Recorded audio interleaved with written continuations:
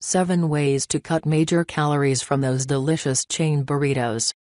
Chipotle has officially reached cult status. People are getting famous for eating it every day.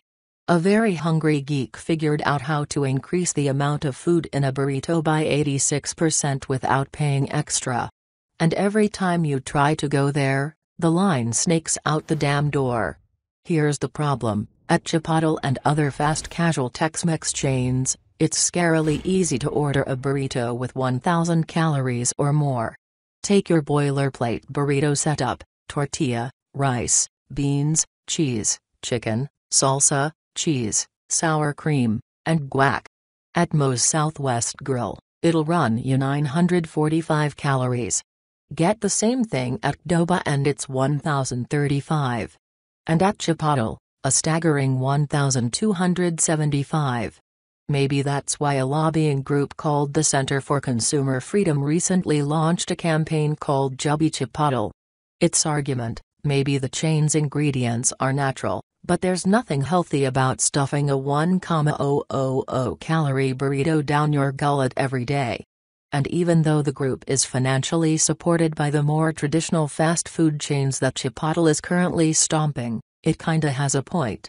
So, we've got 7 tips to help you chip away at the calorie count on your beloved burrito. How low can you go? Depends on which ingredients you're willing to give up. 1. Drop the tortilla. You've heard this before, but it bears repeating. Those giant carb blankets contribute at least 300 calories to your burrito.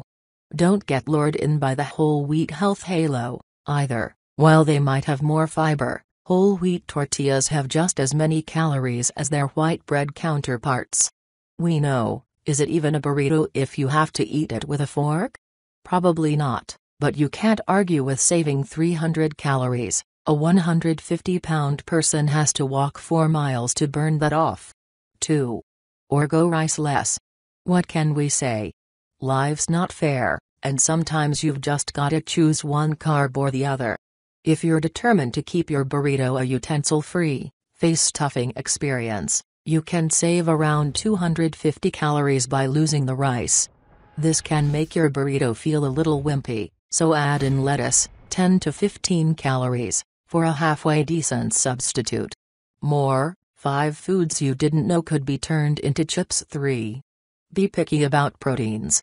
At all 3 major make-your-own burrito chains, a serving of pinto beans has about 10 fewer calories than a serving of black beans.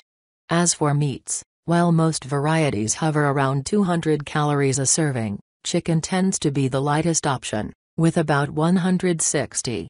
Every little bit counts, right? 4. Stay sour. We love us some cheese, but sour cream is the real winner in the dairy department. At Qdoba, choosing sour cream over cheese will save you 100 calories, the energy equivalent of 10 minutes of continuous push-ups.